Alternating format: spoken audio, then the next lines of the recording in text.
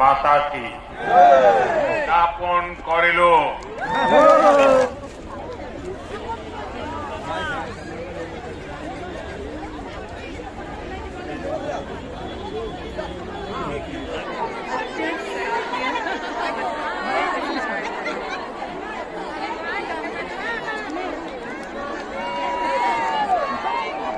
मोदी जी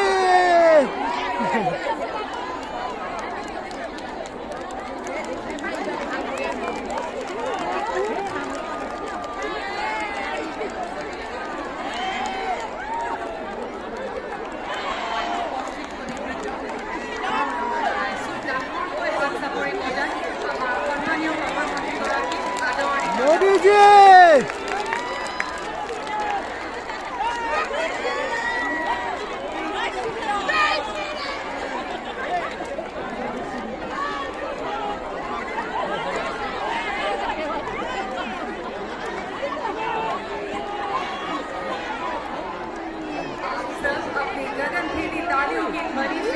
माननीय प्रधानमंत्री जी का हार्दिक अभिवादन, अभिनंदन एवं स्वागत करें।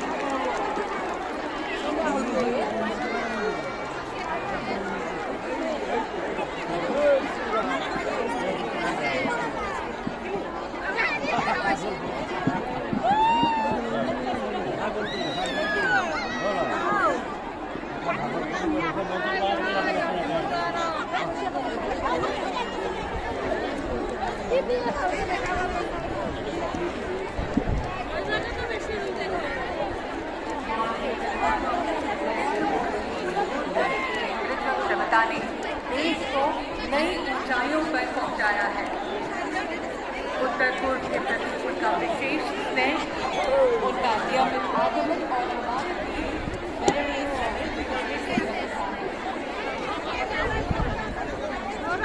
जय श्री राम। भारत माता की, भारत माता की। नरेंद्र मोदी, नरेंद्र मोदी, नरेंद्र मोदी। जय जय श्री राम। देवी और सज्जनों, विश्व के सबसे लोकप्रिय एवं हमारे यशस्वी प्रधानमंत्री माननीय श्री नरेंद्र मोदी जी का हम सब मंच पर हार्दिक स्वागत एवं अभिनंदन करते हैं।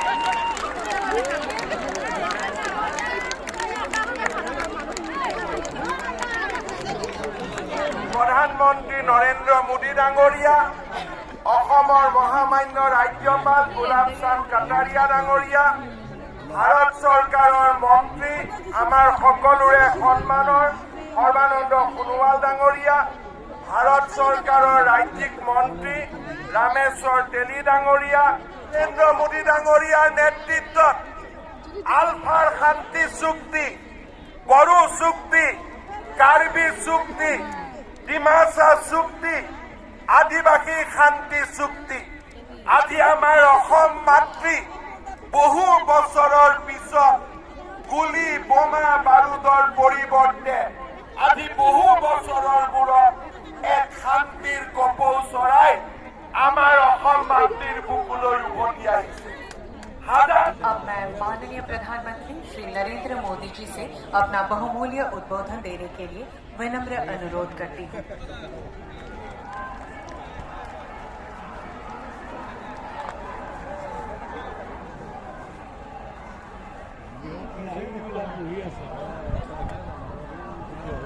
भारत माता की, भारत माता की। असम के राज्यपाल गुलाब चंद कटारिया जी, मुख्यमंत्री डॉक्टर हिमंता बिस्वा शर्मा जी, मंत्रिमंडल में मेरे सहयोगी सर्बानंद सोनोवाल जी, रामेश्वर तेली जी, असम सरकार के मंत्री, सांसद और विधायकगण, विभिन्न काउंसिल के प्रमुख और मेरे प्यारे भाई और बहनों, अपना लोग भले से के मोरे आंतरिक शुभेच्छा ज्ञापन करिलो।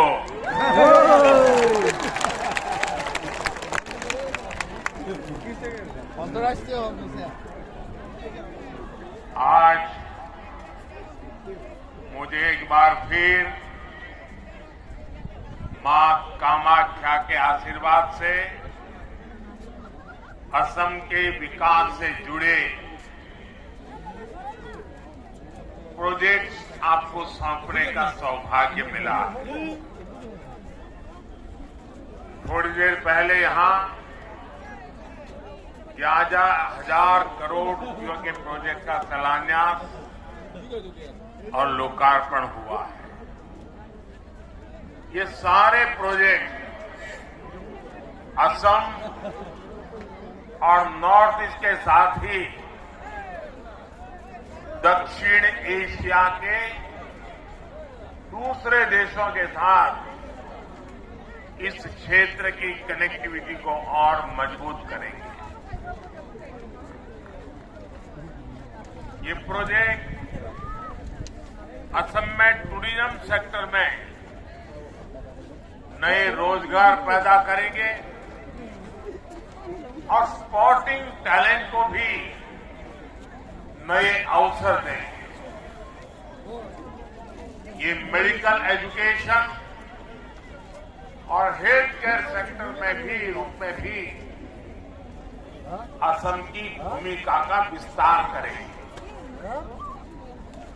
मैं असम के नॉर्थ ईस्ट के अपने सभी परिवारजनों को इन परियोजनाओं के लिए बहुत बहुत बधाई देता।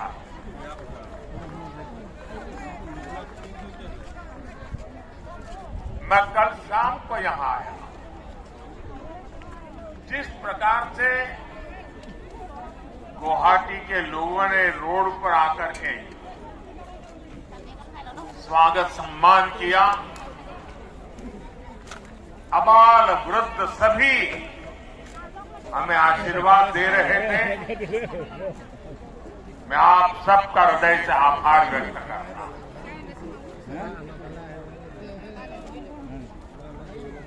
मैंने टीवी पर देखा कि आप लोगों ने लाखों दीप जलाए।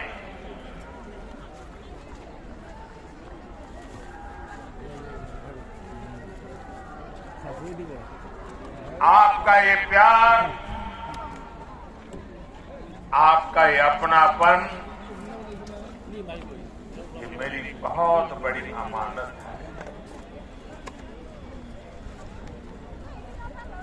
ये आपका स्नेह, आपके आशीर्वाद मुझे निरंतर ऊर्जा देते रहते हैं।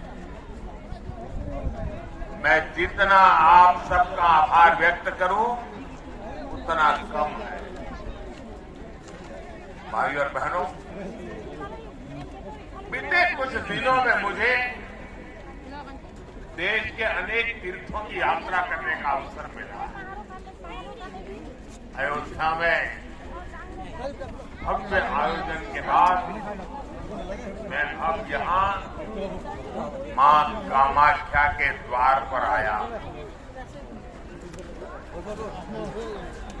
आज मुझे यहां मां कामाख्या दिव्य लोक परियोजना का शिलान्यास करने का सौभाग्य प्राप्त। इस दिव्य लोक की जो कल्पना की गई,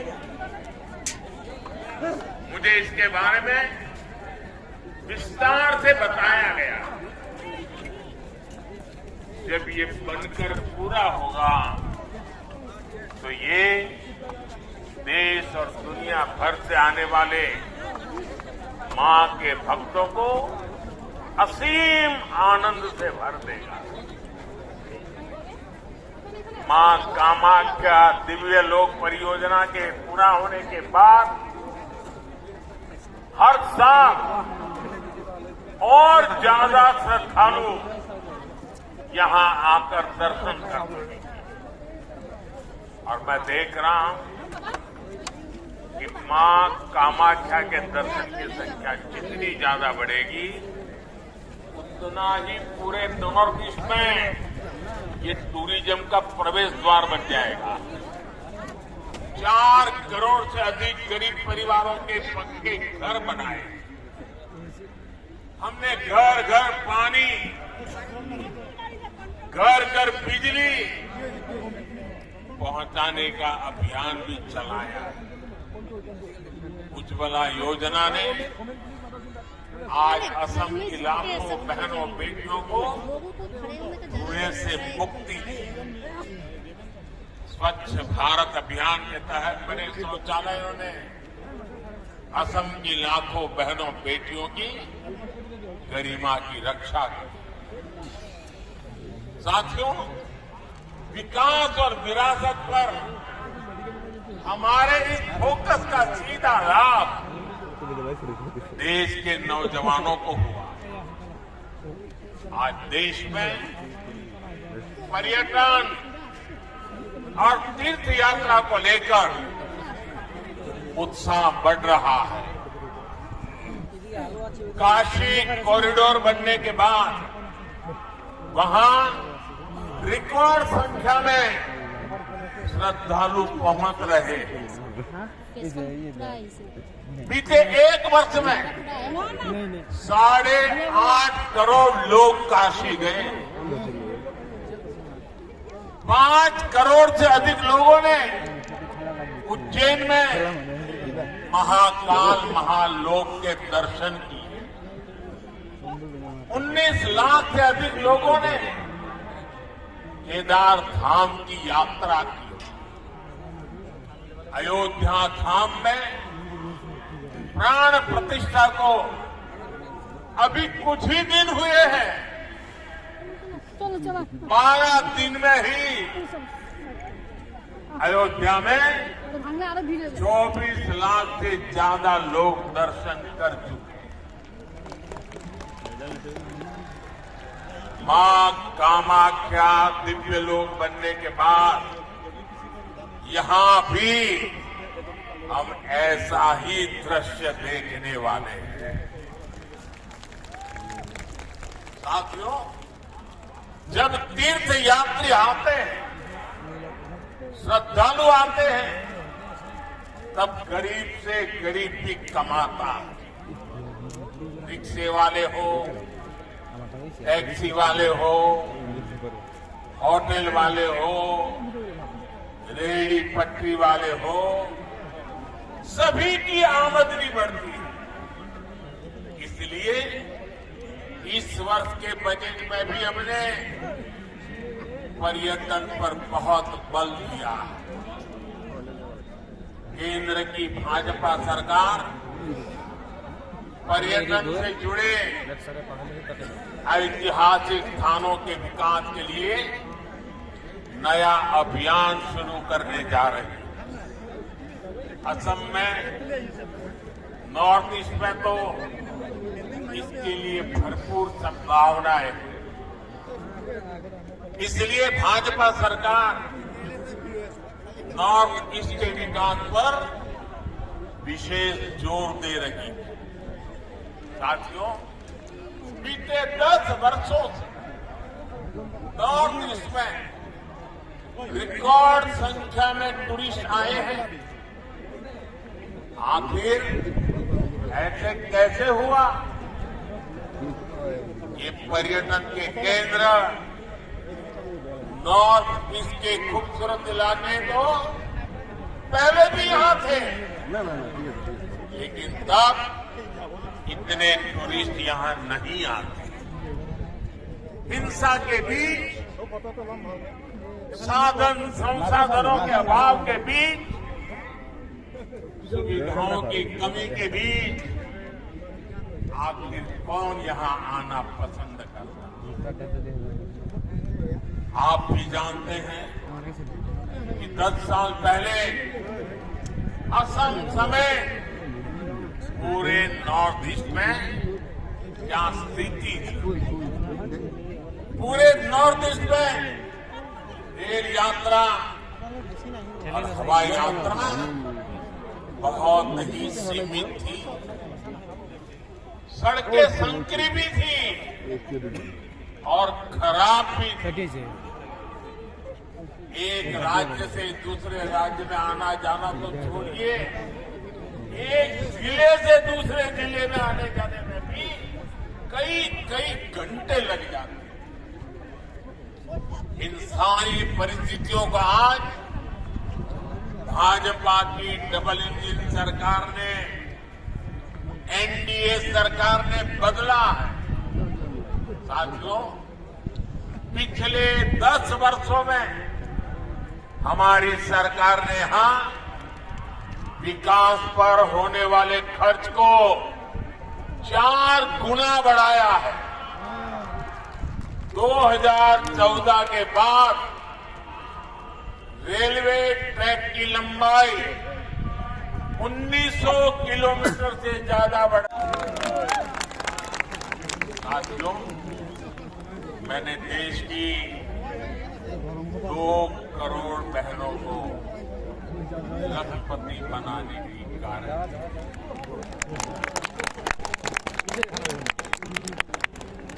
हमारी सरकार इस बजट में आंगनवाड़ी और आशा बहनों को भी हम आयुष्मान योजना के दायरे में ले आए।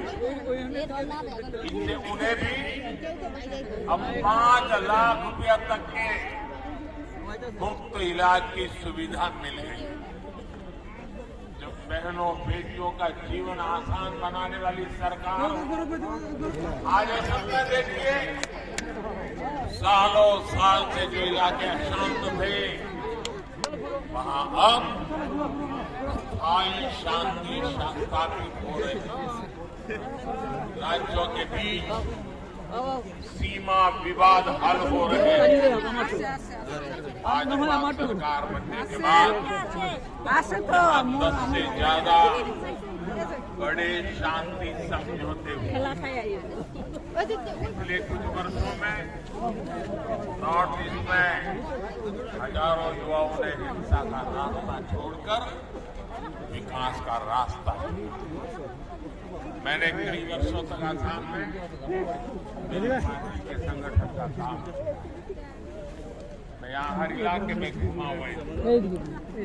याद है उस समय जाने आने में एक रुकावट ये होती थी कि रोड ब्लॉक के कार्यक्रम, बंद के कार्यक्रम और गुवाहाटी तक के अंदर बम ब्लास्ट की घटनाएं मैं अपनी आंखों से देखता। आज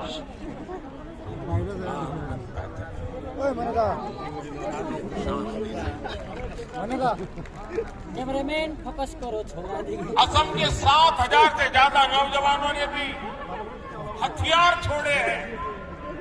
देश के विकास में कंधे से कंधा मिलाकर चलने का संकल्प लिया। कई जिलों में आपदा हटाया गया है। जो क्षेत्र हिंसा प्रभावित है, आज वो अपनी आकांक्षाओं के अनुसार अपना विकास সংস্থাপনটা দিল তো আমি জানি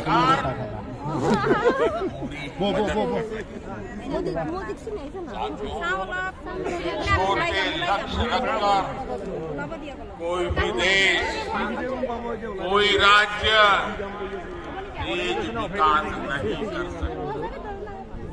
पहले की सरकारें ना बड़े लक्ष्य तय करती थी और ना ही अपने लक्ष्यों को प्राप्त करने के लिए उतनी मेहनत करती थी। हमने पहले की सरकारों की सोच को भी बदल दिया।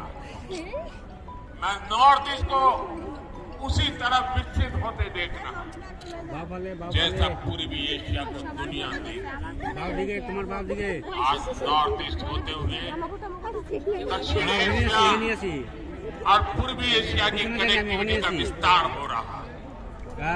आज यहाँ साउथ एशिया सब रीजनल इकोनॉमिक कॉरपोरेशन उसके कोऑपरेशन के तहत भी अनेक सड़कों को अपग्रेड करने का काम शुरू हुआ। आप कल्पना कीजिए जब कनेक्टिविटी के ऐसे सभी प्रोजेक्ट पूरे होंगे तो हिस्सा व्यापार कारोबार का कितना बड़ा केंद्र बनेगा। जानता हूं कि असम के नॉर्थ ईस्ट के हर युवा का भी यही सपना है कि वो भी पूर्वी एशिया जैसा विकास यहाँ देखे। मैं असम के नॉर्थ ईस्ट के हर युवा को बताना चाहता हूँ, मेरे युवा साथी, आपका सपना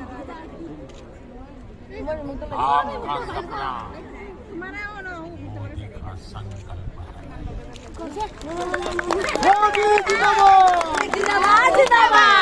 और आपके सपने पूरे हो इसके लिए मोदी अपनी तरफ से कोई कसर बाकी नहीं छोड़ेगा। और ये मोदी की गारंटी है। भाइयों और बहनों, ये जो भी काम आज हो रहे हैं इनका एक ही लक्ष्य है भारत और भारतीयों का सुखी और समृद्ध जीवन। लक्ष्य है भारत को दुनिया की तीसरी बड़ी आर्थिक ताकत बनाने का। लक्ष्य है 2047 तक भारत को विकसित भारत बनाने का। इसमें असम की, नॉर्थ ईस्ट की बहुत बड़ी भूमिका है। एक बार फिर आप सभी को इन विकास परियोजना की बहुत बहुत बधाई। जय श्री राम! जय श्री राम!